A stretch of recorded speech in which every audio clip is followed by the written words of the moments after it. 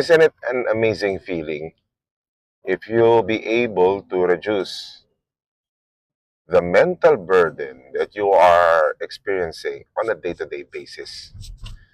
Yung mababawasan ka talaga ng iniisip sa pang-araw-araw.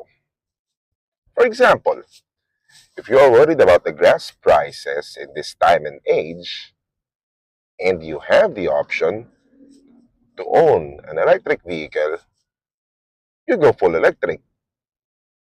Mas mura ang kuryente dito kumpara sa gasolina. Not saying na mura kuryente natin, pero mas mura ang kuryente kumpara sa gasolina o sa crudo. But if owning a full electric vehicle will make you worry about range anxiety or access to chargers because you don't have your own personal EV charger, then why not go hybrid? Or particularly a plug-in hybrid electric vehicle.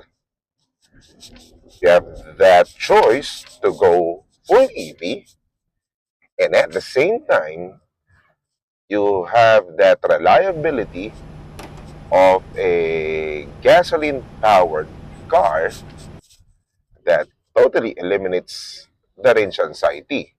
Kasi marami pa rin naman gasolina hanggang sa ngayon. Either way, you still have those choices to reduce the mental fatigue that you experience whenever you are driving.